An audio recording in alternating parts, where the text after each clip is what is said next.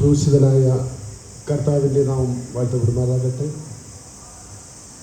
ഈ നല്ല വെള്ളിയാഴ്ച, ദുഃഖ വെള്ളിയാഴ്ച, വീണ്ടും ഒരിക്കൽ കൂടെ ദൈവസന്നിധിയിൽ നമുക്ക് ഒരുമിച്ചായിരിക്കാൻ നൽകിയ ദൈവകൃപയോർത്ത് ഞാൻ നന്ദിയോടെ ദൈവത്തെ സ്തുതിക്കുന്നു. വിശുദ്ധ കുരിശിലെ ഒന്നാം മൊഴി. ലൂക്കോസ് എഴുതിയ സുവിശേഷം 23-ാം അധ്യായം, അതിൻ്റെ 34-ാം വാക്യം. പിതാവേ, ഇവർ ചെയ്യുന്നത് ഇന്നതെന്ന് അറിയായ്ക കൊണ്ട് ഇവരോട് ക്ഷമിക്കണമേ.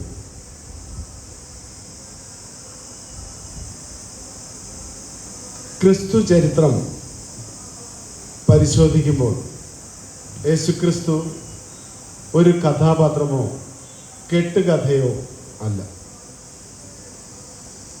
ക്രിസ്തു ചരിത്രം ക്രൂശിൽ ആരംഭിക്കുന്നു. ക്രിസ്തു ചരിത്രം നമ്മുടെ ഏവരുടെയും മാതൃക വഴിയാണ്.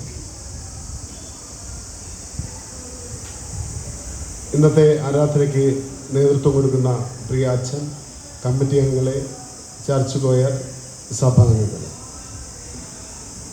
പിതാവേ, ഇവർ ചെയ്യുന്നത് ഇന്നത് എന്നറിയായ്ക കൊണ്ട് ഇവരോട് ക്ഷമിക്കണം.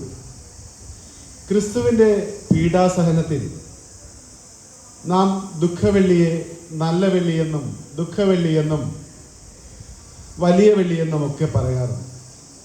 പ്രാർത്ഥനയോടും ഉപവാസത്തോടും ഒക്കെ നാം ഈ ദുഃഖവെള്ളിയെ ആചരിക്കുന്നു. എന്തിനാണ് നാം പ്രാർത്ഥനയോടും ഉപവാസത്തോടുമൊക്കെ ദുഃഖവെള്ളിയെ ഇപ്രകാരം ആചരിക്കുന്നത്? ക്രിസ്തുവിനോട് കൂടെ ആയിരിക്കാൻ വേണ്ടിയാണ്. ക്രിസ്തു അനുഭവിച്ച ആ വേദനകളോട് നാമും താതാത്മ്യം പ്രാപിക്കാൻ വേണ്ടിയാണ്. നാം നമ്മെ തന്നെ സമർപ്പിച്ചുകൊണ്ട് ഈ ദുഃഖവെള്ളിയാഴ്ചയിൽ ഇവിടെ ആയിരിക്കുമ്പോൾ ക്രൂശിൽ കഷ്ടം അനുഭവിച്ച പോലെ നാമും കഷ്ടം ജീവിതത്തിൽ അനുഭവിക്കുന്നവരാണ്. ഒപ്പം ക്രൂശിനെ ക്രിസ്തു തരണം ചെയ്തതുപോലെ നാമും കഷ്ടതയെ തരണം ചെയ്യും.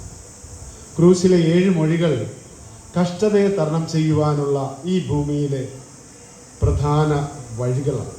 ആ തിരുമൊഴികൾ 2 കള്ളന്മാരുടെ മധ്യം നിന്ന് യേശു നമ്മോട് പറയുമ്പോൾ നമ്മൾ ഓരോരുത്തരോടുമാണ് യേശുദേവൻ നമ്മോട് പറയുന്നത്. കുരിശുമരണം ഏറെ വേദനാജനകമായ ഒന്നായിരുന്നു. കുരിശുമരണത്തെക്കുറിച്ചുള്ള ചരിത്ര പശ്ചാത്തലം നാം പരിശോധിക്കുമ്പോൾ യേശുവിനെ ക്രൂശിച്ചത് 2 കള്ളന്മാരുടെ നടുവിൽ 3 അണികളാൽ ആയിരുന്നു. കുരിശുമരണം അന്ന്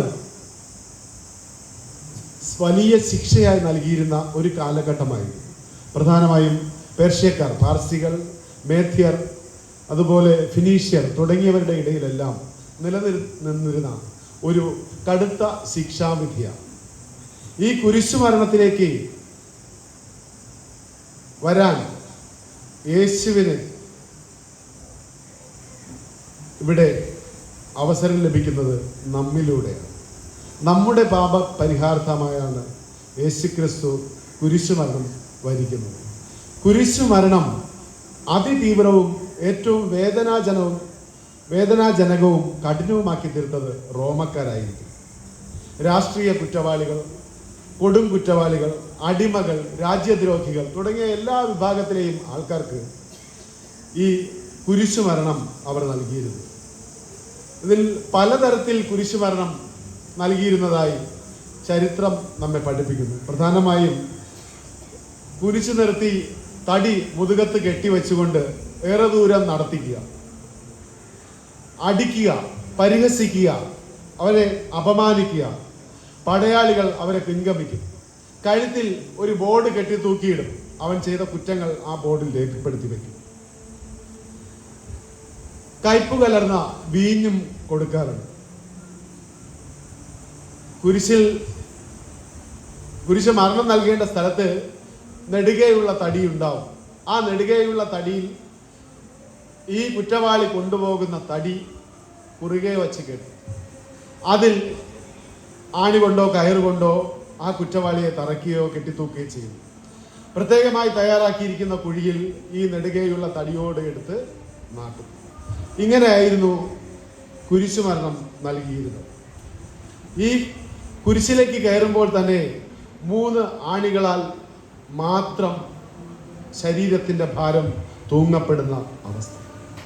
ഈ പ്രാകൃതമായ രീതി അന്ന് നിലനിൽക്കുമ്പോൾ AD 337 പ്രഥമ ക്രിസ്ത്യൻ ചക്രവർത്തിയായ കോൺസ്റ്റന്റൈൻ ക്രൂശീകരണം എന്ന ആ ശിക്ഷാ സമ്പ്രദായം നിർത്തലാക്കി. വേദപുസ്തക പശ്ചാത്തലം നാം പരിശോധിക്കുമ്പോൾ കുരിശിലെ 7 മൊഴികളും അച്ഛൻ നേരത്തെ പറഞ്ഞതുപോലെ 4 സുവിശേഷങ്ങളിലായി ക്രമീകരിച്ചിരിക്കുന്നു.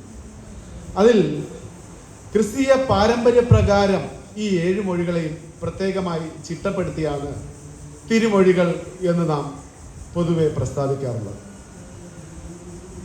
അച്ഛൻ നേരത്തെ വചനത്തിൽ പറഞ്ഞതുപോലെ നമ്മുടെ മലയാളം വേദപുസ്തകത്തിൽ തലയോടിടം എന്നാണ്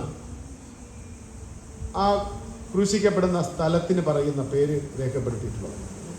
ലൂക്കോസ് സുവിശേഷത്തിൽ ഈ പദം രേഖപ്പെടുത്തിയിരിക്കുന്നു.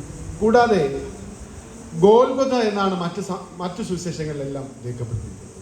അതേസമയം നമ്മുടെ പള്ളിക്ക് പോലും ഇട്ടിട്ടുള്ള പേര് മൗണ്ട് കാൽവരി എന്നാണ്. മലയാളം ബൈബിളിൽ കാൽവരി എന്നൊരു പദം ഇല്ല. ഇംഗ്ലീഷ് ബൈബിളിൽ ഉണ്ട് താൻ. ഈ കാൽവരിയിൽ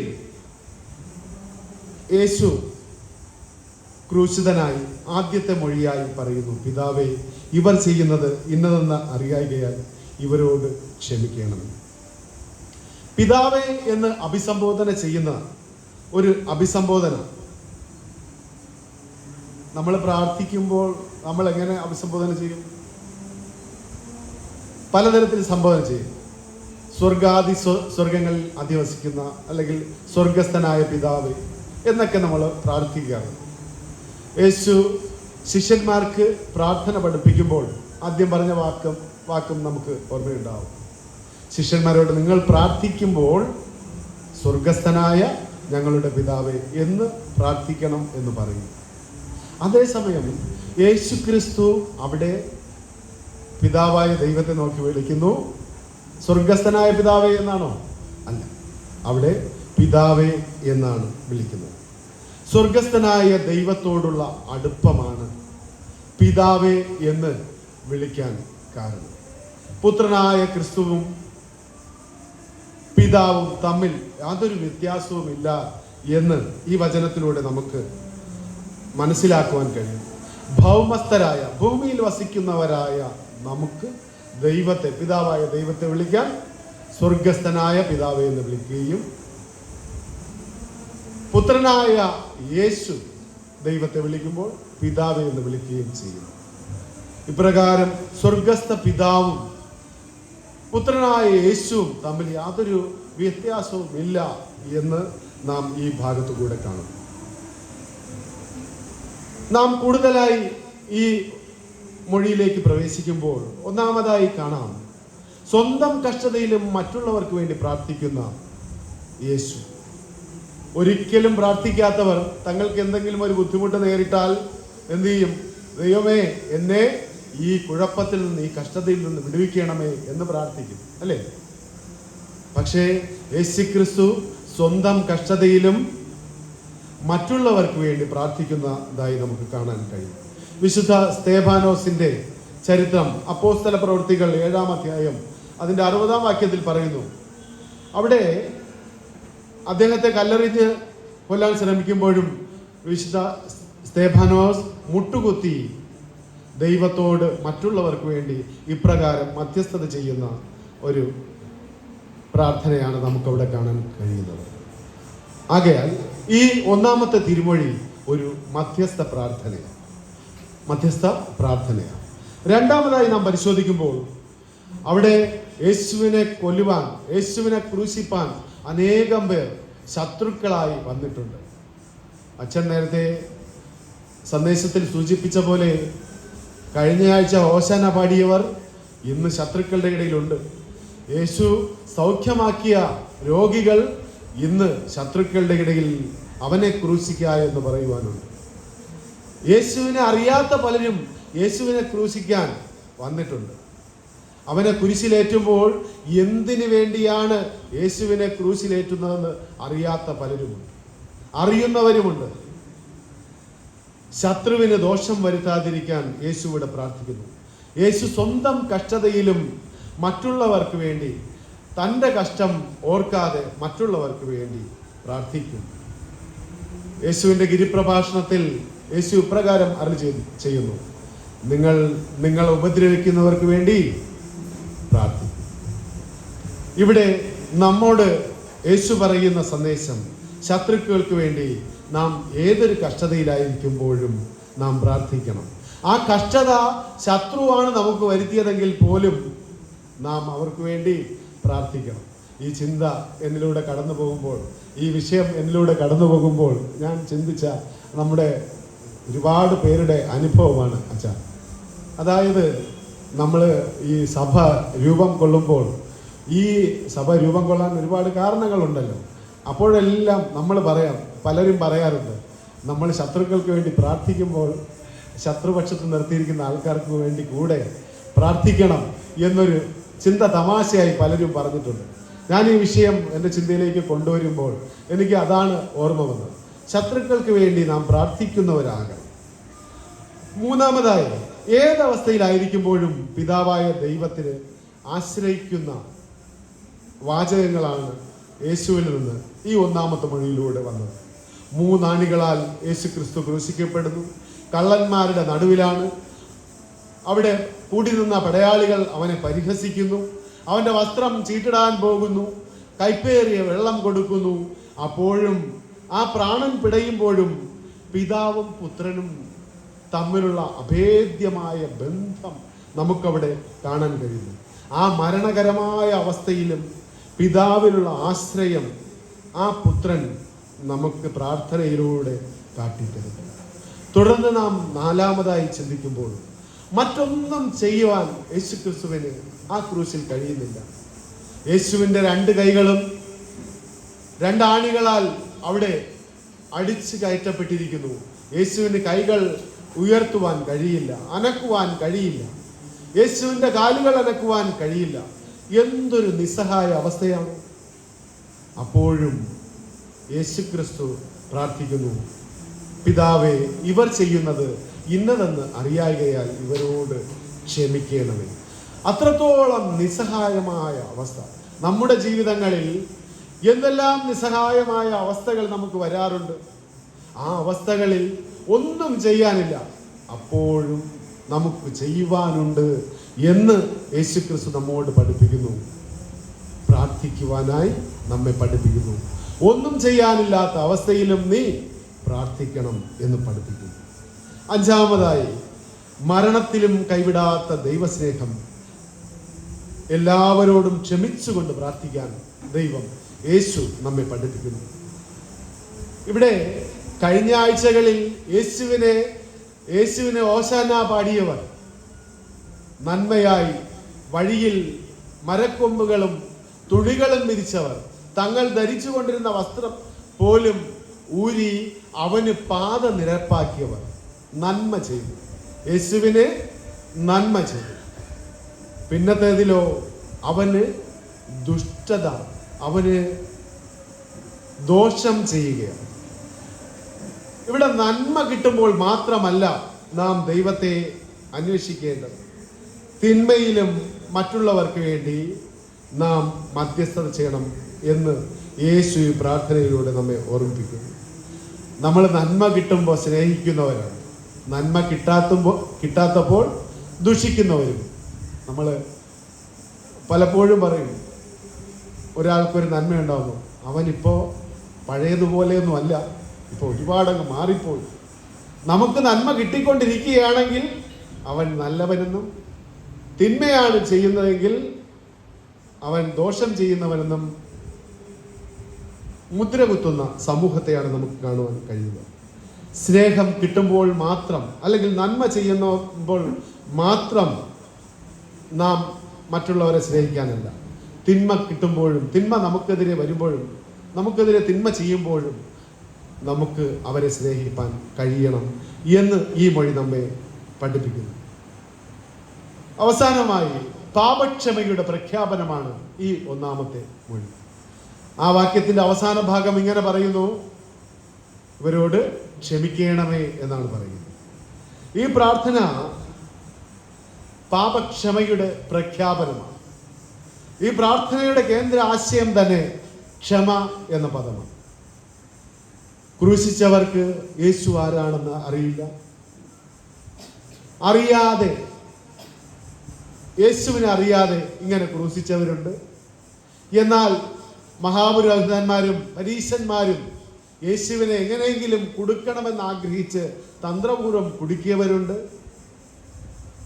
അവിടെ ഇവരിൽ ഞാനൊരു കുറ്റവും കാണുന്നില്ല എന്ന് പറഞ്ഞ് കൈകഴുകി ഒഴിഞ്ഞ പീലാത്തോസിനെ പോലെയുള്ളവരുണ്ട്.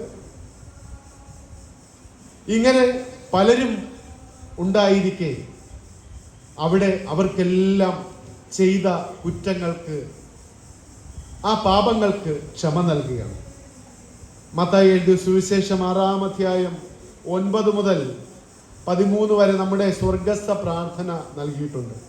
ഞങ്ങളുടെ കടക്കാരോട് ഞങ്ങൾ ക്ഷമിക്കുന്നത് പോലെ ഞങ്ങളുടെ കടങ്ങൾ ഞങ്ങളോട് ക്ഷമിക്കണമേ എന്ന് പ്രാർത്ഥിക്കുന്നു.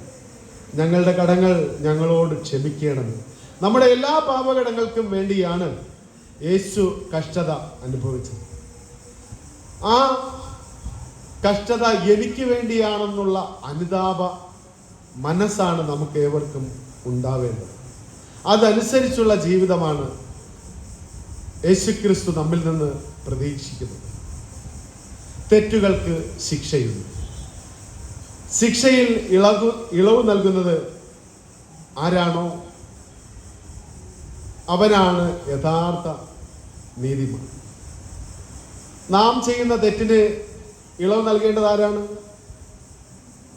ആ തെറ്റിന്റെ പീഡ അനുഭവിക്കുന്നവർക്ക്. ആ പീഡ അനുഭവിച്ച ആൾ നമ്മോട് ക്ഷമിച്ചു എന്ന് പറയുമ്പോഴാണ് ആ തെറ്റിന്, ആ പാപത്തിന് പരിഹാരം ഉണ്ടാകുന്നത്. അപ്പോൾ ആരോട് തെറ്റ് ചെയ്താലും, ആരോട് പാപം ചെയ്താലും ആ തെറ്റ് ദൈവത്തോടും കൂടെയാണ് നാം ചെയ്യുന്നത്. തന്നെ ക്രൂശിലേറ്റിയവരോട് യേശു ഇവിടെ ക്ഷമിക്കുന്നു. പീഡ അനുഭവിച്ചയാൾ മാത്രമല്ല, ദൈവവും തെറ്റ് ചെയ്തയാളോട് അതുകൊണ്ട് തന്നെ ക്ഷമിക്കണം.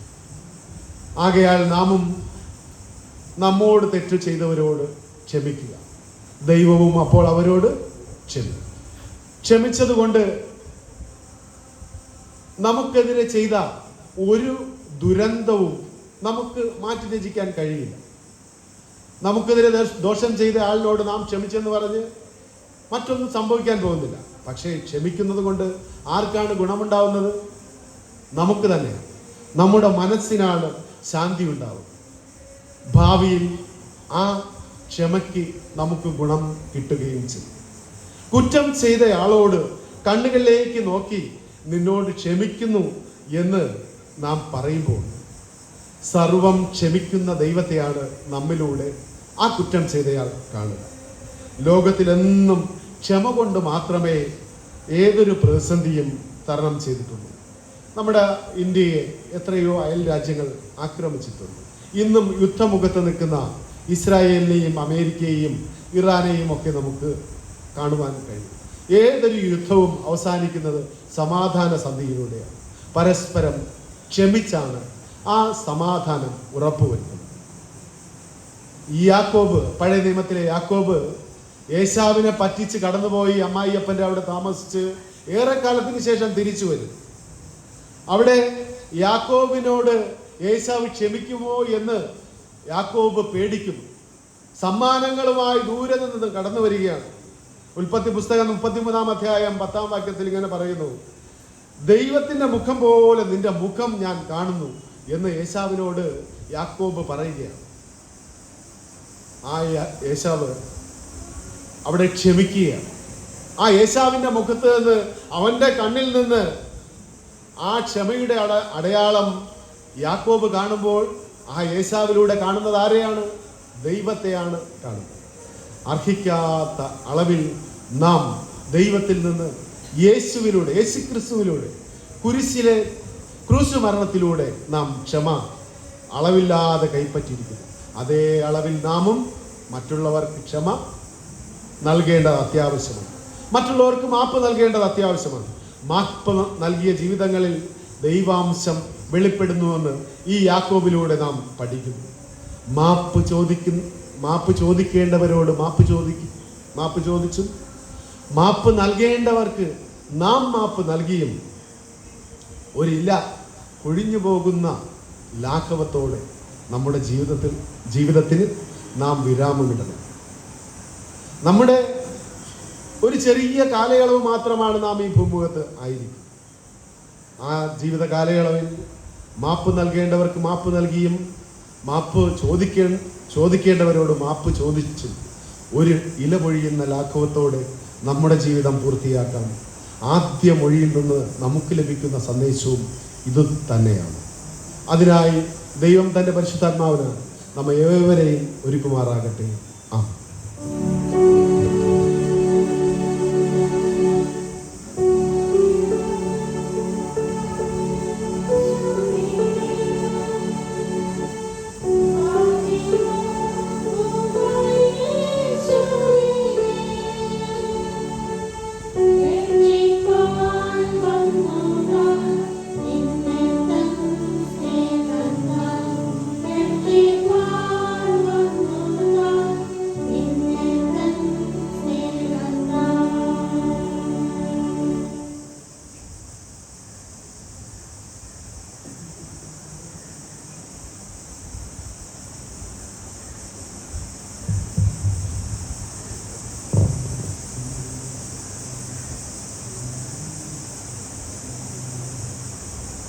ദൈവനാമത്തിന് മഹത്വമുണ്ടാകട്ടെ.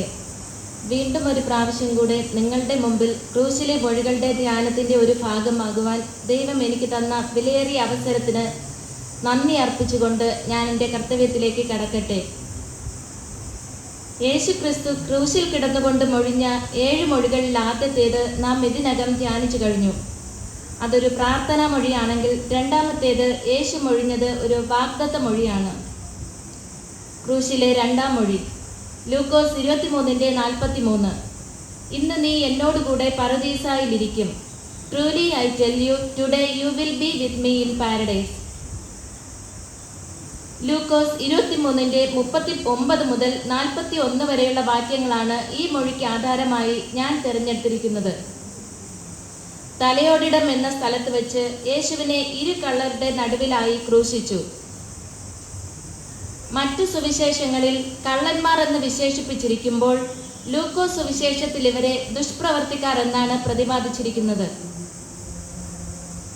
3 തരത്തിലുള്ള വ്യക്തിത്വങ്ങളാണ് ഈ ഭാഗത്തിലൂടെ നമുക്ക് ദർശിക്കാൻ കഴിയുന്നത്. ആദ്യമായി യേശുവിൻ്റെ വലതും ഇടതുമായി ക്രൂശിക്കപ്പെട്ട ദുഷ്പ്രവർത്തിക്കാർ അഥവാ കള്ളന്മാർ.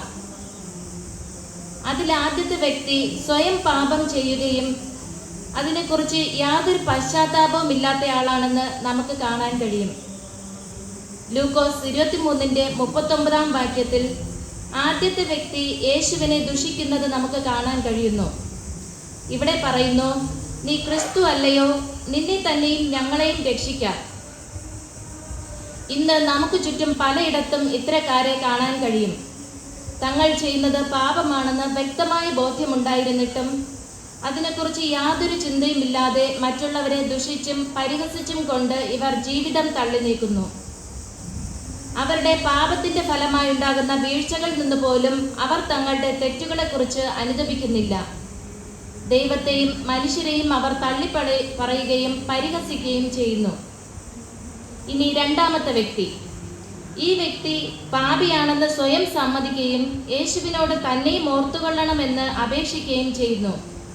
ലൂക്കോസ് 23:40, 41, 42 ഭാഗങ്ങളിൽ നമുക്കത് കാണാൻ കഴിയും.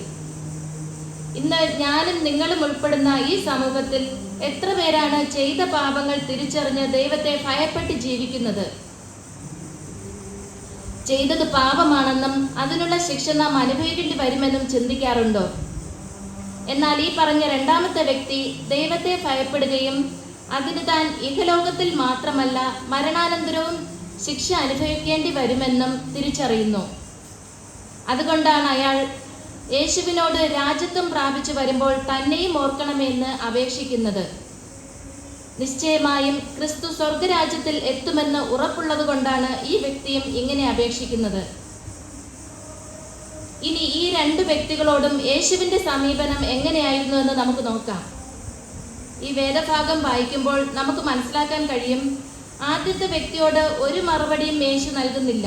പക്ഷേ താൻ ദൈവഭയമുള്ളവനായി ഈ ശിക്ഷയ്ക്ക് യോഗ്യനാണെന്ന് സമ്മതിക്കുന്ന രണ്ടാമത്തെ വ്യക്തിയോട് യേശു പറയുന്ന മറുപടി വളരെ പ്രാധാന്യം അർഹിക്കുന്നതാണ്.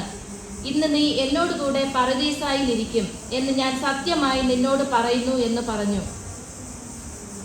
കേവലം തന്നെ ഒന്ന് ഓർമ്മിക്കണമെന്ന് മാത്രം അപേക്ഷിക്കുന്ന ഈ രണ്ടാമത്തെ വ്യക്തിക്ക് ഒരു പറുദീസയുടെ അനുഭവം തന്നെ ക്രിസ്തു വാഗ്ദാനം ചെയ്യുന്നു. ഇതുപോലെയാണ് നമ്മുടെ ഓരോരുത്തരുടെയും ജീവിതം. നാം പാപിയാണെന്ന് സമ്മതിക്കാതെ ദൈവത്തിൻ്റെ അടുക്കൽ വന്നിട്ട് ഒന്നും നേടാൻ കഴിയില്ല. എന്നാൽ നാം ദൈവത്തെ ഭയപ്പെട്ട് അവൻ്റെ ന്യായവിധിയിൽ വിശ്വസിച്ച് താഴ്മയോടെ ഒരു കാര്യം അപേക്ഷിച്ചാൽ നാം നനയ്ക്കുന്നതിലധികമായി ദൈവം നമുക്ക് നൽകും നിശ്ചയം. എന്ന് കരുതി നാം ദിവസവും പാപം ചെയ്ത് ദൈവസന്നിധിയിൽ വരണമെന്നല്ല, മറിച്ച് അറിഞ്ഞും അറിയാതെയും നാം ഇതുവരെ ചെയ്തു പോയ തെറ്റുകളിൽ നിന്നുള്ള മോചനമാണ് ഈ അനുതാപം സാധ്യമാകുന്നത്. അടുത്തതായി ഇരു കള്ളരുടെയും നടുവിലായി ക്രൂശിക്കപ്പെട്ട ക്രിസ്തുവിന്റെ വ്യക്തിത്വത്തെക്കുറിച്ച് നമുക്കൊന്ന് ചിന്തിക്കാം. ലൂക്കോസ് 23:41 വാക്യത്തിന്റെ 2 ഭാഗം, ഇവനോ അരുതാത്തതൊന്നും ചെയ്തിട്ടില്ല. വളരെ പാപം ചെയ്ത് സമൂഹത്തിൽ കള്ളൻ എന്ന് മുദ്രകുത്തപ്പെട്ട ഒരു വ്യക്തി പോലും യേശു പാപിയല്ല എന്ന് സമ്മതിക്കുന്നു. ഒരു കുറ്റവും ചെയ്യാതിരുന്നിട്ടും യേശു ലോകത്തിന്റെ രക്ഷയ്ക്ക് വേണ്ടി നമ്മുടെ ഓരോരുത്തരുടെയും പാപം ഏറ്റെടുത്തു. എന്നിട്ടും ക്രൂശിൽ കിടന്നുകൊണ്ട് കള്ളന്റെ അനുതാപത്തോടെയുള്ള യാചനയ്ക്ക് യേശു ഒരു പറുദീസയുടെ അനുഭവം തന്നെ വാഗ്ദാനം ചെയ്യുന്നു. ഓരോ നോമ്പുകാലവും നമ്മെ ഓർമ്മിപ്പിക്കുന്നത് പാപത്തിൽ നിന്നുള്ള വിമോചനവും അനുതാപവുമാണ്. അതോടൊപ്പം നമുക്ക് ലഭിക്കുന്ന സ്വർഗീയ അനുഭവം മറ്റുള്ളവർക്കും പങ്കുവയ്ക്കുമ്പോൾ ക്രിസ്തുവിന്റെ ക്രൂശുമരണത്തിന്റെ അർത്ഥം നമ്മിലൂടെ യാഥാർത്ഥ്യമാവുകയും ചെയ്യുന്നു. തനിക്ക് കിട്ടാൻ പോകുന്ന സ്വർഗീയ അനുഭവം അനുദപിച്ചുകൊണ്ട് തൻ്റെ അടുക്കൽ വന്ന പാപിക്ക് പോലും പങ്കുവെച്ച ക്രിസ്തുവിന്റെ മാതൃക നമുക്കും പിന്തുടരാൻ സാധിക്കട്ടെ എന്ന പ്രാർത്ഥനയോടെ നിർത്തുന്നു. ദൈവം നമ്മെ സമൃദ്ധിയായി അനുഗ്രഹിക്കുമാറാകട്ടെ. ആമേൻ.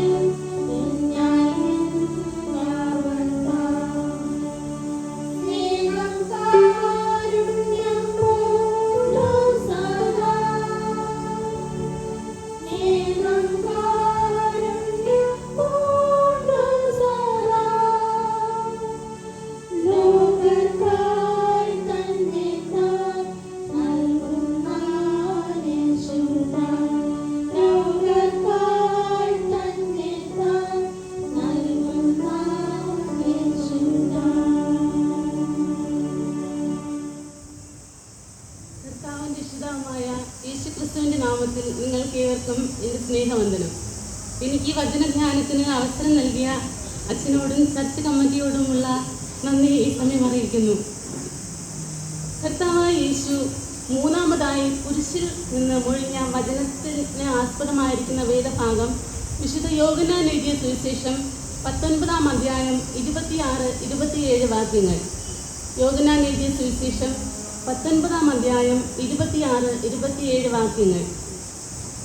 യേശു തൻ്റെ അമ്മയെയും താൻ സ്നേഹിച്ച ശിഷ്യനും നിൽക്കുന്നത് കണ്ടിട്ട്, സ്ത്രീയെ, ഇതാ നിന്റെ മകൻ എന്ന് അമ്മയോട് പറഞ്ഞു. പിന്നെ ശിഷ്യനോട്, ഇതാ നിന്റെ മകൻ എന്നും പറഞ്ഞു. ആ നാഴിക മുതൽ ആ ശിഷ്യൻ അവളെ തൻ്റെ വീട്ടിൽ കൈക്കൊണ്ടു. ഈ വചനം ഉത്തരവാദിത്വ നിർവഹണം, സ്നേഹം, അനുസരണം ഇവയെല്ലാം കൂടി ചേരുന്നൊരു വചനമാണ്. ലൂക്കോസ് 2:35 നിന്റെ സ്വന്തം പ്രാണനിൽ കൂടിയും ഒരു വാൾ കിടക്കുമെന്ന് ശിമ്യോൻ മറിയോട് പറയുന്ന വചനത്തിന്റെ പ്രവചന നിവൃത്തി കൂടിയാണ് ഈ ഭാഗം. യേശു തൻ്റെ അമ്മയെ സ്ത്രീയെ എന്നാണ് അഭിസംബോധന ചെയ്തിരിക്കുന്നത്. യോഹന്നാന്റെ സുവിശേഷത്തിൽ 2 ഭാഗങ്ങളിൽ ഇപ്രകാരം കാണാം. യോഹന്നാൻ 2:4 കാനായിലെ കല്യാണ വീട്ടിലും യോഹന്നാൻ 19:26 യേശുവിൻ്റെ കുരിശുമരണ സമയത്തുമാണ് ഇപ്രകാരം പറഞ്ഞിരിക്കുന്നത്. ഇത് തൻ്റെ അമ്മയോടുള്ള അനാദരവല്ല, മറിച്ച് മറിയയുടെ പുതിയ ആത്മീക ദൗത്യത്തെയാണ് സൂചിപ്പിക്കുന്നത്. സ്ത്രീ എന്ന അഭിസംബോധന യേശുവും മറിയയുമായുള്ള അമ്മ മകൻ എന്ന ബന്ധത്തിനുപരിയായി ക്രിസ്തുവിൻ്റെ രക്ഷാകര ദൗത്യത്തിലെ പങ്കാളിത്തത്തിനെയാണ് കാണിക്കുന്നത്. മൂന്നാമത്തെ മൊഴിയുമായി ബന്ധപ്പെടുത്തി 2 ചിന്തകളാണ് നിങ്ങളുമായി പങ്കുവയ്ക്കാൻ ആഗ്രഹിക്കുന്നത്. ഒന്നാമതായി, തൻ്റെ ഭൗതികമായ കടമകളെയും ഉത്തരവാദിത്തങ്ങളെയും പൂർത്തീകരിക്കുന്ന ക്രിസ്തു.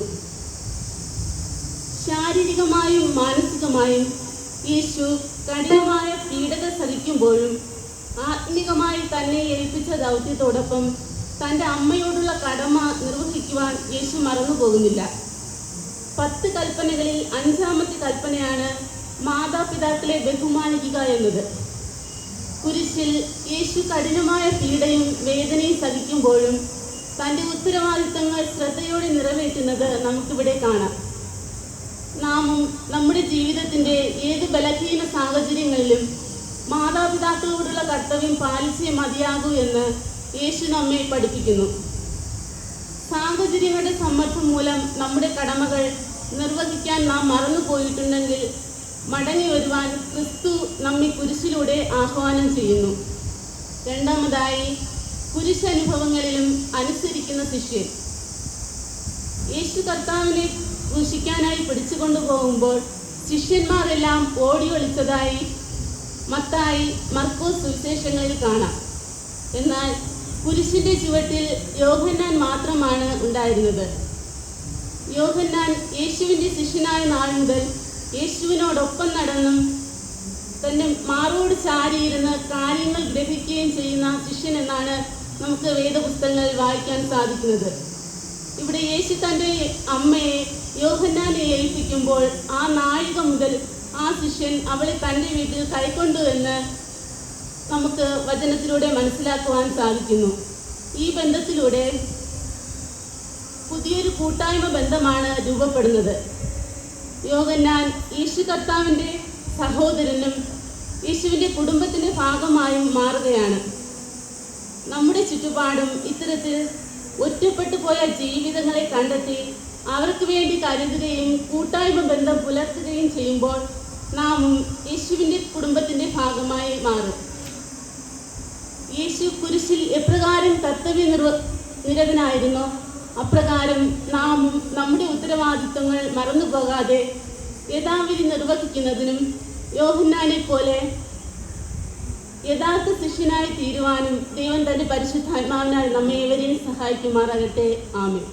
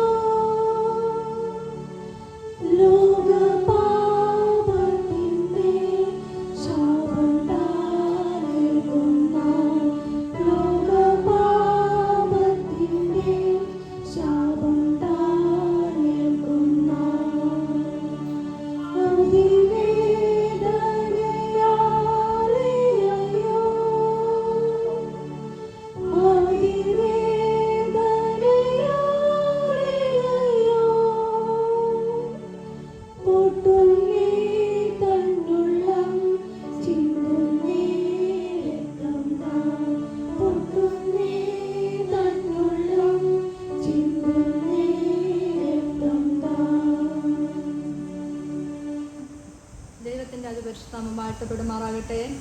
ക്രൂശിലെ 4ാമത്തെ മൊഴിയുമായി നിങ്ങളുടെ മുൻപിലായിരിക്കുവാൻ എൻ്റെ ദൈവം എൻ്റെ ജീവിതത്തിൽ ചെയ്ത മഹൽ ഭാഗ്യത്തിനായി നന്ദി അർപ്പിക്കുന്നു. ക്രൂശിലെ 4ാമത്തെ മൊഴി മത്തായി എഴുതിയ സുവിശേഷം 27:46. ഏലി ഏലി ലമ്മാ ശബത്താനി എന്ന് ഉറക്കെ നിലവിളിച്ചു. എൻ്റെ ദൈവമേ നീ എന്നെ കൈവിട്ടത് എന്ത്? ഈ ഒരു വാക്ക് നാം പലപ്പോഴും നമ്മളുടെ ജീവിതങ്ങളിൽ പ്രശ്നങ്ങൾ കടന്നു വരുമ്പോൾ, ബുദ്ധിമുട്ടുകൾ കടന്നു വരുമ്പോൾ, ഞെരുക്കങ്ങൾ കടന്നു വരുമ്പോൾ നാം ദൈവസന്നിധിയിൽ നിലവിളിക്കുന്ന ഒരു വാക്കാണ്, എൻ്റെ ദൈവമേ അങ്ങ് എന്നെ കൈവിട്ടത് എന്ത് എന്ന്. എൻ്റെ പ്രാർത്ഥന എൻ്റെ ദൈവം കേൾക്കാത്തത് എന്ത് എന്ന് നാം ദൈവസന്നിധിയിൽ നിലവിളിക്കുമ്പോൾ നമ്മുടെ കർത്താവായ യേശു ക്രിസ്തു കാൽവരി ക്രൂശിൽ എത്രമാത്രം ക്രൂരമായ വേദനയാണ് അനുഭവിക്കുന്നതെന്ന് നാം തിരിച്ചറിയുക. ആ വേദനയുടെ മധ്യയിൽ കർത്താവ് നിലവിളിക്കുകയാണ്, എൻ്റെ ദൈവമേ അങ്ങെന്നെ കൈവിട്ടത് എന്ത് എന്ന്.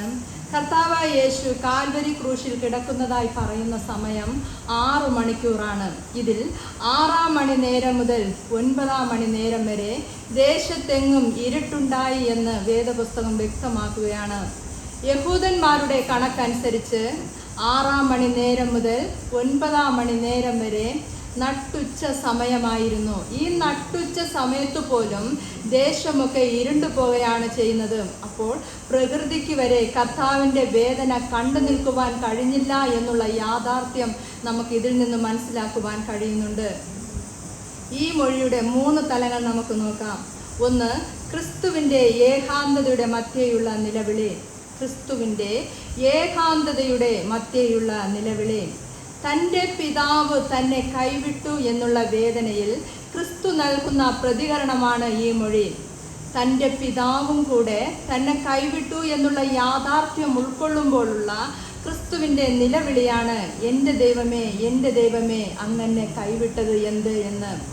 കർത്താവിൻ്റെ പരസ്യ ശുശ്രൂഷ നാം ഉടനീളം നോക്കാമെങ്കിൽ കർത്താവ് കടന്നു പോകുന്ന ഇടങ്ങളിലെല്ലാം കർത്താവിനെ പിൻപറ്റുന്ന ഒരു വലിയ ജനക്കൂട്ടം നമുക്ക് കാണുവാൻ കഴിയാറുണ്ട്. തങ്ങളുടെ രോഗങ്ങൾക്ക് സൗഖ്യം നേടുവാൻ, തങ്ങളുടെ പ്രശ്നങ്ങൾക്ക് പരിഹാരം നേടുവാൻ, അത്ഭുതങ്ങളും അടയാളങ്ങളും കാണുവാനും ഒരു വലിയ പുരുഷാരം കർത്താവിനെ എപ്പോഴും പിൻപറ്റാറുണ്ട്. 12 ശിഷ്യന്മാർ എല്ലാ വേളകളിലും കർത്താവിനോടൊപ്പം കൂടെയുണ്ട്. കർത്താവ് ഒറ്റയ്ക്കിരുന്നു എന്ന് പറയുന്ന ഇടങ്ങൾ വളരെ ചുരുക്കമാണ്. ചിലപ്പോഴെങ്കിലും കർത്താവ് ഒന്ന് വേറിട്ടിരിപ്പാനും വിശ്രമിപ്പാനും ആഗ്രഹിക്കുമ്പോഴും പടക് കയറി മറുകര എത്തുമ്പോൾ അവിടെയും കാണും ഒരു വലിയ ജനക്കൂട്ടം. കർത്താവ് അവരോടൊപ്പം ദൈവവചനം സംസാരിക്കുകയും അവരോടൊപ്പം ആയിരിക്കുകയും ചെയ്യുകയാണ്. അങ്ങനെ കർത്താവ് ഏകനായിരുന്നു എന്ന് പറയുന്ന ഇടങ്ങൾ വളരെ ചുരുക്കമാണ്. എന്നാൽ ഇവിടെ ഈ ക്രൂശിൽ കർത്താവ് ഒറ്റയ്ക്കാണ്. അധികം ശിഷ്യന്മാർ കൂടെയില്ല. ക്രൂശിൻ്റെ ചുവട്ടിൽ കുറച്ച് സ്ത്രീകളും ഒരു ശിഷ്യനും നിൽപ്പുണ്ട്. എന്നാൽ അവർക്കാർക്കും കർത്താവിൻ്റെ വേദന ഉൾക്കൊള്ളുവാനോ കർത്താവ് അനുഭവിക്കുന്ന വേദനയുടെ ആഴം എന്തെന്ന് തിരിച്ചറിയുവാനോ അവർക്കാർക്കും കഴിയുന്നില്ല. ഇന്നലകളിൽ പോലും കർത്താവ് മരുഭൂമിയിലായിരിക്കുന്ന നിമിഷങ്ങളിലെല്ലാം കർത്താവിനെ സംരക്ഷിക്കുന്ന ഒരു പിതാവിൻ്റെ സാന്നിധ്യം കർത്താവ് അനുഭവിച്ചിട്ടുണ്ട്. താൻ പ്രാർത്ഥിക്കുവാൻ ഗെത്സമന തോട്ടത്തിൽ കടന്നു പോകുമ്പോഴും കർത്താവുമായി സംഭാഷണം ചെയ്യുന്ന ഒരു പിതാവിൻ്റെ സാന്നിധ്യം കർത്താവ് അനുഭവിച്ചിട്ടുണ്ട്. എന്നാൽ ഇവിടെ ആ പിതാവിൻ്റെ സാന്നിധ്യം, ആ പിതാവിൻ്റെ കരുതൽ പൂർണ്ണമായി നഷ്ടപ്പെട്ടിരിക്കുന്ന ഒരു വേളയാണ്. തന്നോടൊപ്പം പിതാവ് ഇല്ല എന്നുള്ള യാഥാർത്ഥ്യം ഉൾക്കൊള്ളുമ്പോഴുള്ള ക്രിസ്തുവിൻ്റെ നിലവിളിയാണ്, എൻ്റെ ദൈവമേ അങ്ങനെ കൈവിട്ടതെന്തേ എന്ന്. അങ്ങനെ നമുക്ക് നൽകുന്ന 1-ാമത്തെ ചിന്ത ഏകാന്തതയുടെ മധ്യേയുള്ള ക്രിസ്തുവിൻ്റെ നിലവിളിയാണ്. 2-ാമതായി പിതാവായ ദൈവത്തിൻ്റെ മൗനത്തെ വെളിപ്പെടുത്തുന്നു. ഇവിടെ നോക്കാമെങ്കിൽ മാതാപിതാക്കളും മക്കളുമായുള്ള ബന്ധത്തെ പല ആവർത്തി കർത്താവ് പറയുന്നുണ്ട്. നിങ്ങളുടെ മകൻ അപ്പം ചോദിച്ചാൽ നിങ്ങൾ അവന് കല്ല് കൊടുക്കുമോ? അങ്ങനെയെങ്കിൽ സ്വർഗസ്ഥനായ നിങ്ങളുടെ പിതാവ് എത്ര അധികമെന്ന് കർത്താവ് പറയുന്നുണ്ട്. ഇവിടെ അപ്പനും മക്കളുമായുള്ളൊരു ബന്ധത്തെയാണ് കാണിക്കുന്നത്. ഒരു അപ്പനോട് മക്കൾ ചോദിക്കുന്നത് എന്തും നൽകുന്നവനാണ് പിതാവ്. ആ ഒരു സ്നേഹം ക്രിസ്തു വെളിപ്പെടുത്തുന്നത് ക്രിസ്തുവും പിതാവും തമ്മിലുള്ള പിതാപുത്ര ബന്ധത്തിൽ കൂടെയാണ്. എന്നാൽ ഇവിടെ ആ ബന്ധം നഷ്ടപ്പെട്ടിരിക്കുകയാണ്. കാരണം കർത്താവ് തൻ്റെ വേദനയുടെ മധ്യേ നിലവിളിക്കുമ്പോഴും ആ നിലവിളി പിതാവ് കേൾക്കുന്നില്ല എന്ന് മാത്രമല്ല, പിതാവ് നിശബ്ദനാണ്. എന്തുകൊണ്ടാണ് പിതാവ് മൗനം പാലിച്ചത്? മാനവകുലത്തിൻ്റെ രക്ഷയ്ക്ക് വേണ്ടിയാണ്, നാം ഓരോരുത്തരുടെയും രക്ഷയ്ക്ക് വേണ്ടിയാണെന്ന് തിരിച്ചറിയുക. മറ്റൊരർത്ഥത്തിൽ പിതാവ് പിതാവിൻ്റെ മൗനം തെളിയിക്കുന്നത് ദൈവം മനുഷ്യരെ എത്ര അധികം സ്നേഹിച്ചു എന്നുള്ളത് യാഥാർത്ഥ്യമാണ്. കർത്താവ് നിലവിളിക്കുമ്പോഴും പിതാവ് ആ വേദന കണ്ടില്ല എന്ന് നടിക്കുന്നത് നാം ഓരോരുത്തർക്കും വേണ്ടിയാണ്. അതുകൊണ്ടാണ് തിരുവചനത്തിൽ പറയുന്നത്, ദൈവം തൻ്റെ പുത്രനെ നൽകുവാൻ തക്കവണ്ണം ഈ ലോകത്തെ സ്നേഹിച്ചു. ദൈവം തൻ്റെ പുത്രനെ നൽകുവാൻ തക്കവണ്ണം ഈ ലോകത്തെ സ്നേഹിച്ചു. തൻ്റെ പുത്രനെ നൽകുവാൻ എന്നല്ല പറയേണ്ടത്, തൻ്റെ പുത്രനെ മരണത്തിന് ഏൽപ്പിക്കുവാൻ തക്കവണ്ണം ദൈവം ഈ ലോകത്തെ സ്നേഹിച്ചു എന്നാണ്. ക്രിസ്തു നിലവിളിക്കുമ്പോൾ പിതാവ് മൗനമായിരിക്കുകയാണ്. കാരണം പിതാവിൻ്റെ മൗനം നാം ഓരോരുത്തർക്കും വേണ്ടിയാണെന്ന് നാം തിരിച്ചറിയേണ്ടത്. മൂന്നാമതായി, പാപഭാരത്തിൻ്റെ ആഴം തിരിച്ചറിയുവാൻ കഴിയുന്ന മൊഴിയാണ്. പാപഭാരത്തിൻ്റെ ആഴം തിരിച്ചറിയുവാൻ കഴിയുന്ന മൊഴിയാണ്. തൻ്റെ പുത്രനെ ഈ ലോകത്തിനു വേണ്ടി നൽകി പിതാവ് നമ്മെ സ്നേഹിച്ചു. നാം പാപികളായിരിക്കുമ്പോൾ തന്നെ നമ്മെ സ്നേഹിച്ച ദൈവത്തിൻ്റെ കരുതലാണ് നമുക്കിവിടെ കാണുവാൻ കഴിയുന്നത്. നമ്മുടെ ജീവിതങ്ങളിൽ നാം തിരിഞ്ഞു നോക്കുമ്പോൾ നാം എത്ര അധികം പാപികളാണ് നാം.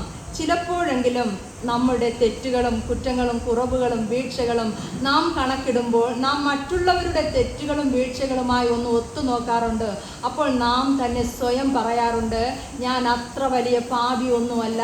ഞാൻ എൻ്റെ ജീവിതത്തിൽ ചെറിയ ചെറിയ തെറ്റുകളും ചെറിയ ചെറിയ വീഴ്ചകളും പാപങ്ങളുമാണ് എൻ്റെ ജീവിതത്തിൽ ഉള്ളതെന്ന് നാം സ്വയം പറയുമ്പോൾ തിരുവചനത്തിൽ വലിയ പാപങ്ങളെന്നോ ചെറിയ പാപങ്ങളെന്നോ പാപത്തെ വേർതിരിച്ചിട്ടില്ല. ആരൊക്കെയാണ് ദൈവഹിതത്തിന് എതിരായി പ്രവർത്തിക്കുന്നതോ ആ പ്രവൃത്തിയെല്ലാം പാപം തന്നെയാണെന്ന് തിരുവചനം പറയുന്നു. നാം ചെയ്യുന്ന പാപത്തിനനുസരിച്ച് ശിക്ഷ വിധിച്ചിരുന്നു എങ്കിൽ എത്ര കഠിനമായ ശിക്ഷയാണ് നമുക്ക് ലഭിക്കുമെന്ന് ആ കാൽവരി ക്രൂശിലേക്ക് ഒന്ന് നോക്കിയാൽ നമുക്ക് മനസ്സിലാക്കുവാൻ കഴിയും. 3 ആണിമേൽ കർത്താവ് ക്രൂശിക്കപ്പെടുമ്പോഴും ചാട്ടവാറുകൊണ്ട് തൻ്റെ ശരീരം വലിഞ്ഞു കീറുമ്പോഴും മുൾക്കിരീടം തൻ്റെ ശിരസിലേക്ക് അടിച്ച് തൻ്റെ ശിരസിലെ അടിച്ച് തലയോട്ടി തകർത്ത് അത് ഉള്ളിലേക്ക് കടന്നു പോകുമ്പോഴും നാം തിരിച്ചറിയുക, കർത്താവ് ഒരു പാപവും ചെയ്തിട്ടില്ല, ഒരു തെറ്റും ചെയ്തിട്ടില്ല. നാം ചെയ്തു പോയ തെറ്റുകൾക്കും പാപങ്ങൾക്കും വേണ്ടിയാണ് കാൽവരി ക്രൂശിൽ യാഗമായതെന്ന് തിരിച്ചറിയുക.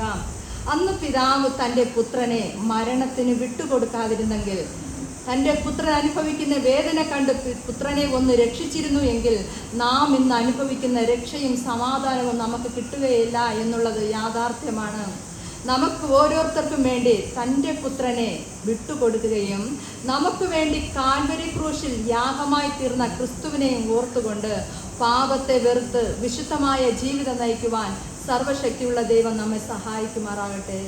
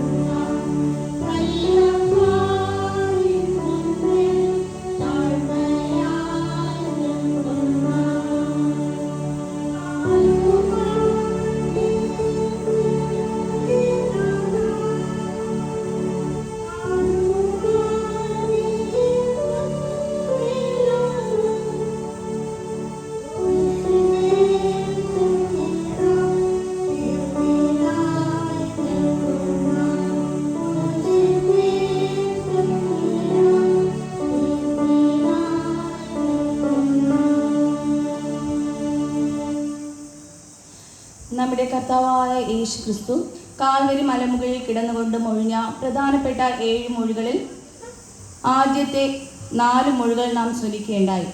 5ാമത്തെ മൊഴിക്ക് ആധാരമായി എടുത്തിരിക്കുന്ന തിരുവചന വേദഭാഗം വിശുദ്ധ യോഹന്നാൻ എഴുതിയ സുവിശേഷം 19-ാം അധ്യായം 28-ാം വാക്യം. യോഹന്നാൻ എഴുതിയ സുവിശേഷം 19-ാം അധ്യായം 28-ാം വാക്യം. അതിൻ്റെ ശേഷം സകലവും തികഞ്ഞിരിക്കുന്നു എന്ന് യേശു അറിഞ്ഞിട്ട് തിരുവെഴുത്ത് നിവൃത്തിയാകുവണ്ണം എനിക്ക് ദാഹിക്കുന്നു എന്ന് പറഞ്ഞു. ദാഹിക്കുന്നവൻ എല്ലാം എൻ്റെ അടുക്കൽ വന്ന് കുടിക്കട്ടെ എന്നും ഞാൻ കൊടുക്കുന്ന വെള്ളം കുടിക്കുന്നവന് ഒരു നാളും ദാഹിക്കുകയില്ല എന്നും പറഞ്ഞ നമ്മുടെ കർത്താവായ യേശു തമ്പുരാൻ, ജീവജല നദിയായ നമ്മുടെ യേശു തമ്പുരാൻ ക്രൂശിൽ കിടന്നുകൊണ്ട് പറയുകയാണ്, എനിക്ക് ദാഹിക്കുന്നു. യേശു ദൈവപുത്രനായിരുന്നുവെങ്കിലും മനുഷ്യപുത്രനുമായിരുന്നു എന്ന് തെളിയിക്കുന്നതായിരുന്നു ഈ വാക്കുകൾ. യേശു മനുഷ്യപുത്രൻ കൂടെ ആയിരുന്നത് കൊണ്ട് തന്നെ മനുഷ്യ സഹജമായ വേദനയും ക്ഷീണവുമെല്ലാം യേശുവിനും ഉണ്ടായിരുന്നു എന്ന് ഈ വരികളിലൂടെ നമുക്ക് വായിച്ച് മനസ്സിലാക്കുവാൻ കഴിയും. കർത്താവായ യേശു ക്രിസ്തുവിനെ ഒറ്റിക്കൊടുത്ത് പടയാളികളാൽ പിടിക്കപ്പെട്ടതിനു ശേഷം വളരെ ക്രൂരമായ പീഡനങ്ങളിലൂടെയും ശാരീരികമായ ക്ലേശങ്ങളിലൂടെയും കടന്നുപോയ ക്രിസ്തു വളരെയധികം ക്ഷീണിതനായിരുന്നു. ഈ കൊടിയ വെയിലത്ത് നമുക്കറിയാം, നമുക്ക് ഭക്ഷണം കഴിക്കാതെ ഒരു പക്ഷേ 2-3 ദിവസങ്ങൾ ജീവിക്കുവാൻ കഴിഞ്ഞെന്നിരിക്കും. എന്നാൽ ജലം കുടിക്കാതെ നമുക്ക് ഒരു ദിവസം പോലും നമുക്ക് താണ്ടി പോകുവാൻ കഴിയുകയില്ല. പ്രത്യേകിച്ചും ഈ കൊടിയ ചൂടിൻ്റെ കാഠിന്യം അനുഭവിക്കുന്ന ഈ അവസ്ഥകളിൽ തന്നെ. ആ അവസ്ഥയിലാണ് ശാരീരികമായ ക്ലേശങ്ങളും പീഡകളും ഒരുപാട് അനുഭവിച്ച നമ്മുടെ കർത്താവായ യേശു ക്രിസ്തുവിനും ദാഹിച്ചത്. ക്രൂശീകരണത്തിൻ്റെ പ്രാരംഭഘട്ടത്തിൽ തന്നെ ഒരു കയ്പ് നീര് യേശുവിന് നൽകിയതായിട്ട് നമുക്ക് കാണുവാൻ കഴിയും. യഹൂദയിലെ യെരുശലേമിലെ ഭക്തിയുള്ള ഈ സ്ത്രീകൾ ക്രൂശിക്കപ്പെടുന്നവർക്ക് നൽകുന്ന ഒരു സ്നേഹ ഉപകാരമായിട്ടാണ് ഈ പാനീയത്തെ നമുക്ക് കാണുവാൻ കഴിയുന്നത്. കാരണം ക്രൂശിൽ തറയ്ക്കുക എന്ന് പറയുന്നത് വളരെയധികം വേദനാജനകമായിട്ടുള്ള ഒരു ശിക്ഷാരീതിയാണ്. കൈകാലുകൾ ക്രൂശിൽ തറച്ച് ആ ശരീരം മുഴുവനും ഈ 3 ആണിമേൽ തൂങ്ങി നിൽക്കുമ്പോൾ ഉണ്ടാകുന്ന വേദന വളരെ കഠിനത നിറഞ്ഞതാണ്. ഈ അവസ്ഥയിൽ ഈ ലഹരി കലർന്ന ഈ പാനീയം കുടിക്കുമ്പോൾ ഈ അമിതമായിട്ടുള്ള വേദനയിൽ നിന്ന് ചെറിയൊരു ആശ്വാസം, അവരുടെ ബോധം കെടുത്തുന്ന നിലവാരത്തിലുള്ള ഒരു പാനീയമാണ് അതെന്ന് പറയപ്പെടുന്നു. അപ്പോൾ ആ പാനീയത്തിൻ്റെ ആ ഒരു ബോധം കെടുത്തുന്ന ആ ലഹരി കൊണ്ട് തന്നെ ഈ ക്രൂശീകരണത്തിൻ്റെ കഠിന വേദനകൾ ഈ ക്രൂശിക്കപ്പെടുന്ന വ്യക്തി അറിയപ്പെടാറില്ല. ഈ പാനീയമാണ് നമ്മുടെ കർത്താവായ യേശു ക്രിസ്തു നിരസിച്ചതായിട്ട് നമുക്ക് കാണുവാൻ കഴിയും. കാരണം ഒരു ഊനമില്ലാത്ത കുഞ്ഞാടായി തന്നെ കർത്താവായ ദൈവം, തൻ്റെ പിതാവായ ദൈവം തന്നെ എന്തുദ്ദേശത്തിലാണോ ഈ ഭൂമിയിലേക്ക് അയച്ചത്, ആ കടമകൾ പൂർണ്ണ ഉത്തരവാദിത്വത്തോടുകൂടെ പ്രവചന നിവർത്തികൾ പൂർത്തീകരിക്കുവാൻ തക്കവണ്ണം അനുഭവിച്ച് ലോകത്തിന് വേണ്ടി യാഗമായി തീരണമെന്നുള്ളത് യേശു കർത്താവിൻ്റെ കർത്തവ്യമായിരുന്നു. ആ ലക്ഷ്യത്തിൽ എത്തുക എന്നുള്ളത് നമ്മുടെ യേശു കർത്താവിൻ്റെ ഒരു ഉറച്ച നിശ്ചയവുമായിരുന്നു. ഊനമില്ലാത്ത കുഞ്ഞാടായി തൻ്റെ പൂർണ്ണ ദൗത്യം നിറവേറ്റുന്നതിന് വേണ്ടിയിട്ട് യേശു ക്രിസ്തുവിൽ ഒത്തിരി ഗുണഗണങ്ങൾ ഉണ്ടായിരുന്നു. അതിൽ പ്രധാനപ്പെട്ട 3 ഗുണങ്ങളാണ്. ഒന്നാമതായി യേശു ക്രിസ്തുവിൻ്റെ തികഞ്ഞ മനുഷ്യത്വം, രണ്ടാമതായി കർത്താവിൻ്റെ പാപരാഹിത്യം, മൂന്നാമതായി ദൈവപുത്രത്വം. ഈ 3 ഗുണങ്ങളും തികഞ്ഞ നമ്മുടെ കർത്താവായ യേശുവാണ് കാൽവരി മലമുകളിൽ കിടന്നുകൊണ്ട് എനിക്ക് ദാഹിക്കുന്നു എന്ന് പറഞ്ഞത്. നമുക്കറിയാം, ഇന്നത്തെ കാലഘട്ടത്തിൽ നോക്കുമ്പോൾ അധർമ്മത്തിൻ്റെ വ്യാപാര ശക്തി വളരെയധികം അത്യുച്ച സ്ഥായിയിൽ നിൽക്കുന്ന ഒരു കാലഘട്ടത്തിലാണ് നാം ആയിരിക്കുന്നത്. ഇന്നത്തെ ഈ കാലഘട്ടത്തിൽ അല്ലെങ്കിൽ ഈ തലമുറകളിൽ വളരെയധികം നിശ്ചയദാർഢ്യവും ഉറച്ച ദൈവവിശ്വാസവുമുള്ള ഒരു വ്യക്തിക്ക് മാത്രമേ ഈ ലോകത്തിൻ്റെ പരീക്ഷണങ്ങളെ അതിജീവിച്ച് നിൽക്കുവാൻ കഴിയുകയുള്ളൂ. നാം നമ്മുടെ ശരീരത്തിൽ ഒരല്പം വിഷം കലർന്നാൽ അത് രക്തത്തിൽ കലരുകയും അത് രക്തത്തിൽ കലർന്ന് ശരീരം മുഴുവൻ വ്യാപിക്കുകയും നമ്മുടെ മരണത്തിന് കാരണമാവുകയും ചെയ്യുന്നു. കാരണം നമുക്കറിയാം, നമ്മുടെ ഓരോ മനുഷ്യ ജീവിതത്തിൻ്റെയും മനുഷ്യ ശരീരത്തിൻ്റെയും ജീവൻ നിലനിൽക്കുന്നത് രക്തത്തിലാണ്. അപ്പോൾ രക്തത്തിൽ കലരുന്ന വിഷാംശം ശരീരത്തിലുടനീളം വ്യാപിച്ച് ശരീരത്തെ നശിപ്പിക്കുന്ന ഒരവസ്ഥയാണ്. അതുപോലെ തന്നെയാണ് ഈ ലോകത്തിൻ്റെ കെടുതികൾ നമ്മൾ നോക്കുമ്പോൾ മദ്യത്തിനും മയക്കുമരുന്നിനും അടിമപ്പെട്ട് മദ്യവും മയക്കുമരുന്നുകളും ഉപയോഗിക്കുമ്പോൾ അത് രക്തത്തിൽ കലരുകയും നമ്മുടെ ശരീരം മുഴുവനും നശിപ്പിക്കുന്ന ഒരവസ്ഥയിലേക്ക് മാറുന്നതായിട്ട് കാണുവാൻ കഴിയും. അത് നമ്മുടെ ശരീരത്തിൻ്റെയും നമ്മുടെ ആത്മാവിൻ്റെയും ഉടയവനായ ദൈവത്തോട് ചെയ്യുന്ന വലിയൊരു അപരാധമാണെന്നുള്ളതിൽ സംശയമില്ല. അതുകൊണ്ട് തന്നെയാണ് അവസാനം തൻ്റെ ഈ വേദനയുടെ പാരമ്പര്യത്തിലും തൻ്റെ വേദനകളെ കുറയ്ക്കുന്ന ഈ ലഹരി കഴിച്ച് തൻ്റെ ശരീരത്തെ നശിപ്പിക്കുവാൻ നമ്മുടെ കർത്താവായ ക്രിസ്തു ആഗ്രഹിച്ചില്ല. അതുകൊണ്ടാണ് അവിടെ ക്രിസ്തു അതിനെ നിരസിച്ചതായിട്ട് നമുക്ക് കാണുവാൻ കഴിയും. എന്നാൽ ഇപ്പോൾ ഇതാ എനിക്ക് ദാഹിക്കുന്നു എന്ന് ക്രിസ്തു പറഞ്ഞതായിട്ട് നമുക്ക് കാണുവാൻ കഴിയും. ക്രിസ്തു ദാഹിക്കുന്നു എന്ന് പറയുകയും ഒരു പുളിച്ച വീഞ്ഞ് ക്രിസ്തുവിന് നൽകിയതായിട്ടും അത് യേശു കർത്താവ് കുടിച്ചതായിട്ടും നമുക്ക് കാണുവാൻ കഴിയും. അത്രത്തോളം ദാഹിച്ച കർത്താവ് ആ വേദനയിലും ആ ക്ഷീണാവസ്ഥയിലും ദാഹിച്ചു വലഞ്ഞ അവസ്ഥയിൽ ശാരീരികമായിട്ട് തനിക്കുണ്ടായ ദാഹത്തെ തീർക്കുവാൻ ഒരു അല്പം വീഞ്ഞ് ക്രിസ്തുവിന് ലഭിച്ചു. അത് കുടിച്ചപ്പോൾ തന്നെ ക്രിസ്തുവിന് ഒരു ആശ്വാസം തോന്നിയിരിക്കാം. ഒരു പക്ഷേ ആ വീഞ്ഞ് നൽകിയ ആ വ്യക്തിയോട്, ആ ദാഹപാനീയം നൽകിയ വ്യക്തിയോട് യേശു ക്രിസ്തുവിന് ഒരു വാത്സല്യവും സ്നേഹവും ഒക്കെ തോന്നിയിരിക്കാം. നമ്മൾ പലരും ചിന്തിക്കാറില്ലേ, ക്രിസ്തുവിന് ആ അവസ്ഥയിൽ തനിക്ക് ജലം ദാനം നൽകിയ വ്യക്തിയെ പോലെ നമുക്കും ക്രിസ്തുവിന് വേണ്ടിയിട്ട് ഈ ജലം കൊടുക്കുവാൻ കഴിഞ്ഞിരുന്നുവെങ്കിൽ നമ്മുടെ ജീവിതങ്ങൾ ഏറ്റവും ധന്യമായി തീരുമെന്ന് ചിന്തിക്കാത്ത ഒരു ക്രൈസ്തവരും ഒരു പക്ഷേ ഈ ലോകത്ത് ഉണ്ടാവണം എന്നില്ല. പക്ഷേ അതിനുള്ള അവസരങ്ങൾ, ഒത്തിരി വാതായനങ്ങൾ തുറന്നിട്ടിരിക്കുകയാണ് ക്രിസ്തു ഈ ലോകത്തേക്ക്. വചനം പറയുന്നുണ്ട്, നിങ്ങൾ ഈ ചെറിയ ഒരുത്തരിൽ ചെയ്യുന്നതൊക്കെയും എനിക്കായി ചെയ്യുന്നുവെന്ന്. നമ്മുടെ മുൻപിലുള്ള അശരണരെയും ആലംബഹീനരെയും സഹായിക്കുവാൻ ദൈവം നമുക്ക് അവസരങ്ങൾ തുറന്നിട്ടിരിക്കുന്നു. നമ്മുടെ മുന്നിലുള്ള അശരണർക്കും ആലംബഹീനരെയും പീഡിതരെയും ക്ലേശം അനുഭവിക്കുന്നവരെയും നാം സഹായിക്കുന്നത് വഴി ക്രിസ്തുവിൻ്റെ ദാഹം നമ്മൾ ശമിപ്പിക്കുന്ന ഒരവസ്ഥയിലേക്ക് മാറ്റപ്പെടും എന്നുള്ളതിന് യാതൊരു സംശയവുമില്ല. ക്രൂശിൽ കിടന്നുകൊണ്ട് ക്രിസ്തുവിന് ഉണ്ടായത് ക്രിസ്തുവിൻ്റെ ശാരീരികമായിട്ടുള്ള ദാഹം മാത്രമല്ല, നശിച്ചു പോകുന്ന ഈ ലോകത്തിന് വേണ്ടിയിട്ടുള്ള ദാഹം കൂടി ആയിരുന്നു. നശിച്ചു പോകുന്ന ജനങ്ങളെ നോക്കി, ആലംബഹീനരെ നോക്കി ക്രിസ്തു ദാഹിക്കുന്നുണ്ട്. എനിക്ക് ദാഹിക്കുന്നു എന്ന് പറയുമ്പോൾ ഈ ആലംബഹീനരെ നോക്കി ദൈവം പറയാണ് എനിക്ക് ദാഹിക്കുന്നു എന്ന്. ആ ആലംബഹീനരുടെ ദാഹം മാറ്റുവാൻ നാം ശ്രമിക്കാത്തിടത്തോളം കാലം ക്രിസ്തുവിന് ജലം നൽകാത്ത പടയാളികളുടെ കൂട്ടത്തിൽ അല്ലെങ്കിൽ ഉപദ്രവകാരികളുടെ കൂട്ടത്തിലായി നാം തീരും എന്നുള്ളതിന് സംശയമില്ല. ക്രിസ്തു ക്രൂശിൽ കിടന്ന് എനിക്ക് ദാഹിക്കുന്നു എന്ന് പറഞ്ഞതിന് ഒരു ആത്മീയ അർത്ഥം കൂടെയുണ്ട്. ശാരീരിക മാത്രമല്ല, ആത്മീകമായിട്ടുള്ള അർത്ഥം ഇത് തന്നെയാണ്. കാണാതെ പോയ ആടുകളെ പോലെ ചിന്നിച്ചിതറിയിരിക്കുന്ന ഒരു കൂട്ടം ജനത്തെ തിരഞ്ഞു രക്ഷിപ്പാനാണ് മനുഷ്യപുത്രൻ ഈ ലോകത്തേക്ക് വന്നത്.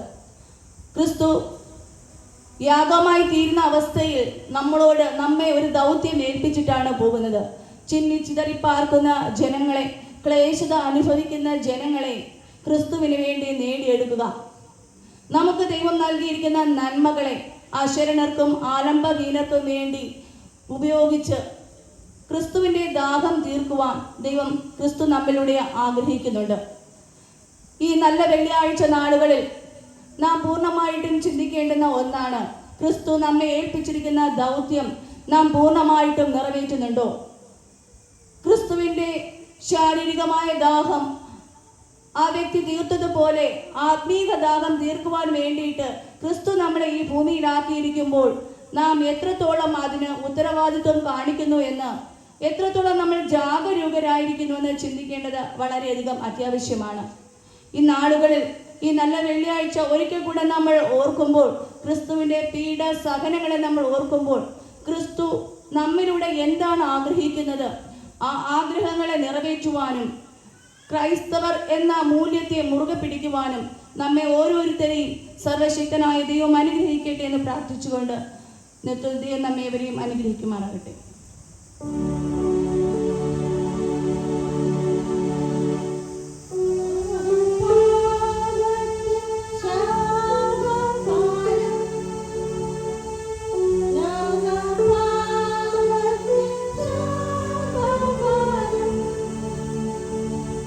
ഉന്നേശുവൻ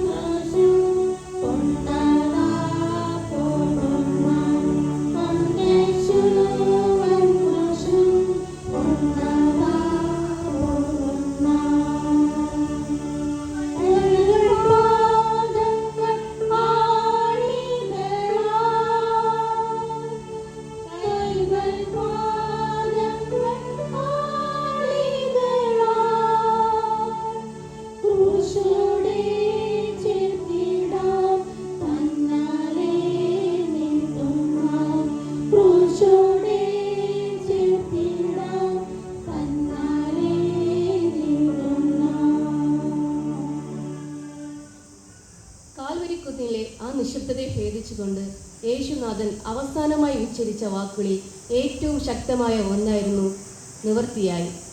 it is finish. Yohannan 19:30. Yesu പുളിച്ച വീഞ്ഞ് കുടിച്ച ശേഷം നിവൃത്തിയായി എന്ന് പറഞ്ഞു തല ചായ്ച്ച് ആത്മാവിനെ ഏൽപ്പിച്ചു കൊടുത്തു. ഇത് ഒരു തോൽവി സമ്മതിക്കലല്ല, മറിച്ച് മഹാവിജയത്തിൻ്റെ പ്രഖ്യാപനമാണ്. മരിക്കാൻ പോകുന്ന ഒരാളുടെ ഒരു ദീനരോധനമല്ല, മറിച്ച് തൻ്റെ ദൗത്യം ഭംഗിയായി പൂർത്തിയാക്കിയ ഒരു വിജയ പോരാളിയുടെ ഒരു വിജയ കാഹളമാണ്. ഇത് നമുക്ക് 5 വ്യത്യസ്ത ചിന്തകളോടെ ചിന്തിക്കാം. ഒന്നാമത്തെ ചിന്ത, പിതാവിൻ്റെ ഇഷ്ടം പൂർത്തിയായി. യേശുവിൻ്റെ ഭൂമിയിലെ ജീവിതം പിതാവായ ദൈവത്തിൻ്റെ ഇഷ്ടം നിറവേറ്റാനായിരുന്നു. യോഹന്നാൻ 6:38 പറയുന്നു, ഞാൻ എൻ്റെ ഇഷ്ടമല്ല, എൻ്റെ അയച്ചവൻ്റെ ഇഷ്ടം അത്രേ ചെയ്യുവാൻ സ്വർഗത്തിൽ നിന്ന് ഇറങ്ങി വന്നിരിക്കുന്നു. യേശു ക്രിസ്തു ഈ ഭൂമിയിൽ ജീവിച്ചപ്പോൾ തൻ്റെ ഏക ലക്ഷ്യം പിതാവിൻ്റെ ഇഷ്ടം നിവർത്തിക്കുക ആയിരുന്നു. പിതാവ് തന്നെ ഏൽപ്പിച്ച ആ ഉത്തരവാദിത്വം യേശു ക്രിസ്തു ഭംഗിയായി നിവർത്തിയാക്കി. ഇന്നത്തെ കാലത്ത് പലരും ഉത്തരവാദിത്തങ്ങളിൽ നിന്ന് ഒളിച്ചോടാൻ ശ്രമിക്കാറുണ്ട്. ഉദാഹരണം, കുടുംബം, ജോലി, അല്ലെങ്കിൽ സമൂഹത്തോടുള്ള കടമകൾ. നമ്മുടെ കർത്താവായ യേശു ക്രിസ്തുവിന് ക്രൂശിലെ മരണം ഒഴിവാക്കാമായിരുന്നു. എന്നാൽ പിതാവ് ഏൽപ്പിച്ച ദൗത്യം അത്രയും വേദന നിറഞ്ഞതാണെങ്കിലും അത് അവസാനം വരെ എത്തിക്കാൻ കർത്താവായ യേശു ക്രിസ്തു തയ്യാറായി. നമ്മുടെ ജീവിതത്തിലെ കഠിനമായ ഘട്ടങ്ങളിൽ നമുക്കിതിനി വേണ്ട, എന്നെക്കൊണ്ട് ഇത് ചെയ്യാൻ പറ്റില്ല എന്ന സാഹചര്യം വരുമ്പോൾ ക്രൂശിൽ യേശു കാണിച്ച ആ നിശ്ചയദാർഢ്യം നമുക്കും മാതൃകയാക്കണം. രണ്ടാമത്തെ ചിന്ത, പാപപരിഹാര ബലി പൂർത്തിയായി. നമ്മുടെ പഴയ നിയമകാലം മുതൽ മനുഷ്യൻ പാപപരിഹാരത്തിനായി മൃഗബലികൾ അർപ്പിച്ചതായിട്ട് കാണാൻ സാധിക്കും. എന്നാൽ ആ ബലികൾക്കൊന്നും ഈ ലോകത്തിൻ്റെ പാപങ്ങൾ തുടച്ചു മാറ്റാൻ കഴിഞ്ഞില്ല. പക്ഷേ ഈ ലോകത്തിൻ്റെ പാപങ്ങൾ ചുമലേറ്റിയ ദൈവകുഞ്ഞാടായ ക്രിസ്തു തൻ്റെ തന്നെ ജീവൻ ബലിയായി നൽകിക്കൊണ്ട് ആ രക്ഷാകരമായ ദൗത്യം പൂർത്തിയാക്കി. ഇനി മറ്റൊരു ബലിയുടെയും ആവശ്യമില്ലാത്ത വിധം ക്രിസ്തുവിൻ്റെ രക്തം മനുഷ്യനെ ദൈവവുമായി നിരപ്പിച്ചു. മൂന്നാമത്തെ ചിന്ത, പ്രവചനങ്ങൾ പൂർത്തിയായി. ഈ രക്ഷകനെക്കുറിച്ച് നൂറ്റാണ്ടുകൾക്ക് മുമ്പ് തന്നെ മുൻകൂട്ടി പറഞ്ഞിരുന്ന എല്ലാ കാര്യങ്ങളും നമ്മുടെ കർത്താവ് യേശു ക്രിസ്തുവിൽ പൂർത്തിയായി. ദാവീദിൻ്റെ സങ്കീർത്തനങ്ങളിലും യെശയ്യാ പ്രവാചകന്റെ പുസ്തകങ്ങളിലും വിവരിച്ചിട്ടുള്ള പീഡാനുഭവങ്ങളുടെ ഓരോ വരിയും കാൽവരി കുന്നിൽ നിവർത്തിയായി. തിരുവെഴുത്തുകൾക്ക് ഒട്ടും വീഴ്ച വരാത്ത വിധം ദൈവത്തിൻ്റെ പദ്ധതി കർത്താവായ യേശു ക്രിസ്തു നിവർത്തിയാക്കി. നമ്മുടെ ചുറ്റും ഒന്ന് കണ്ണോടിച്ചു നോക്കുകയാണെങ്കിൽ ഒട്ടേറെ പൂർത്തിയാകാത്ത ഒട്ടേറെ കാര്യങ്ങൾ നമുക്ക് കാണാൻ സാധിക്കും. പാതി വഴിയിൽ നിർത്തിയ വീട് പണികൾ, അതുപോലെ പാതി വഴിയിൽ നിർത്തിയ ബന്ധങ്ങൾ, അതുപോലെ പാതി വഴിയിൽ ഉപേക്ഷിച്ച പഠനം. എന്നാൽ ക്രിസ്തുവിൻ്റെ ക്രൂശിലെ മരണം ഒരു അപൂർണമായ ഒന്നല്ല, അത് ലക്ഷ്യത്തിലെത്തിയ ഒന്നായിരുന്നു. അതുപോലെ നാം ചെയ്യുന്ന കാര്യങ്ങൾ അതെത്ര ചെറുതായാലും അത് വലുതായാലും ഗുണമേന്മയോടും പൂർണ്ണയോടും ചെയ്തു തീർക്കാൻ ഈ മൊഴി നമ്മെ പ്രേരിപ്പിക്കുന്നു. നാലാമത്തെ ചിന്ത, പുതിയൊരു തുടക്കം. പൂർത്തിയായി എന്ന് പറയുമ്പോൾ ഇവിടെ ഒന്നും അവസാനിക്കുന്നില്ല, മറിച്ച് പുതിയൊരു ഉടമ്പടി ആരംഭിക്കുകയാണ്. മരണത്തിൻ്റെ മേൽ ജീവനും പാപത്തിൻ്റെ മേൽ കൃപയും വിജയം നേടിയ നിമിഷമാണ്. നമ്മുടെ ജീവിതത്തിലെ പരാജയങ്ങളുടെയും നിരാശകളുടെയും മേൽ ക്രിസ്തുവിൻ്റെ വിജയം പ്രഖ്യാപിക്കാൻ ഈ വചനം നമ്മെ ഓർമ്മിപ്പിക്കുന്നു. അഞ്ചാമത്തെ ചിന്ത, വിജയത്തിൻ്റെ പ്രഖ്യാപനം. ലോകം കരുതിയത് ക്രൂശിലെ മരണം ക്രിസ്തുവിൻ്റെ അന്ത്യമെന്നാണ്. എന്നാൽ എല്ലാം പൂർത്തിയായി എന്ന് പറഞ്ഞുകൊണ്ട് അവിടുന്ന് കർത്താവ് യേശു ക്രിസ്തു മരണത്തെയും സാത്താനെയും പരാജയപ്പെടുത്തി. ഒരു ചിത്രകാരൻ തൻ്റെ ചിത്രം പൂർത്തിയാക്കുമ്പോൾ ശേഷം പറയുന്നത് പോലെ ഇനി ഇതിലൊന്നും കൂട്ടിച്ചേർക്കാനില്ല, ഇത് പൂർണ്ണമാണ് എന്നാണ് യേശു അർത്ഥമാക്കുന്നത്. യേശു 33.5 കൊല്ലം ഭൂമിയിൽ ജീവിച്ച് വിശ്വവിജയായി എല്ലാം പൂർത്തിയായി എന്ന് പറയുമ്പോൾ ഇതുപോലെ 33.5 കൊല്ലം നമ്മുടെ ഭൂമിയിൽ ജീവിച്ച ഒരു ചക്രവർത്തി ഉണ്ടായിരുന്നു. ആ ചക്രവർത്തിയുടെ പേരാണ് ഗ്രേറ്റ് അലക്സാണ്ടർ. മഹാനായ അലക്സാണ്ടർ ചക്രവർത്തി.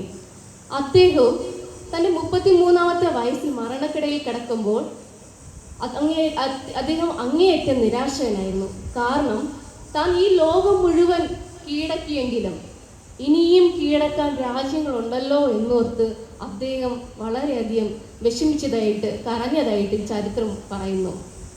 ഞാൻ ഈ ലോകം കീഴടക്കി, പക്ഷേ എനിക്ക് മരണത്തെ കീഴടക്കാൻ കഴിഞ്ഞില്ല എന്നതായിരുന്നു അലക്സാണ്ടർ ചക്രവർത്തിയുടെ വേദന. അദ്ദേഹം തൻ്റെ സേനാനായകന്മാരെടുത്ത് ഇപ്രകാരം പറഞ്ഞു: ഞാൻ മരിക്കുമ്പോൾ എൻ്റെ 2 കൈകളും ശവമഞ്ചത്തിൽ പുറത്തേക്ക് ഇട്ടിരിക്കണം. ഞാൻ വെറും കൈയോടാണ് ഈ ലോകത്ത് വന്നതെന്നും ഇത്രയും വലിയ സാമ്രാജ്യം ഞാൻ കീഴടക്കിയിട്ടും വെറും കൈയോടെയാണ് ഞാൻ മടങ്ങുന്നതെന്നും ലോകം കാണട്ടെ. അലക്സാണ്ടറുടെ വിജയം ഭൗതികമായിരുന്നു. അതിനാൽ തന്നെ അത് ഒരു അപൂർണമായ ഒന്നായിരുന്നു. അതേസമയം കാൽവരിക്കുന്നിലെ ക്രൂശിൽ 33.5 വയസ്സിൽ മരണം വരിക്കുമ്പോൾ കർത്താവ് യേശുക്രിസ്തു ഈ ലോകത്തോട് വിളിച്ചു പറഞ്ഞത് നിവർത്തിയായി എന്നാണ്. ഇത് പരാജയപ്പെട്ട ഒരാളുടെ വിലാപമല്ല, മറിച്ച് ഒരു ജേതാവിൻ്റെ വിജയഘോഷണമാണ്. അലക്സാണ്ടറുടെ മരണം ഒരു അന്ത്യമായിരുന്നുവെങ്കിൽ യേശുക്രിസ്തുവിൻ്റെ മരണം മനുഷ്യരാശിയുടെ പാപമോചനത്തിനായുള്ള ഒരു വലിയ ദൗത്യത്തിൻ്റെ പൂർത്തീകരണമായിരുന്നു.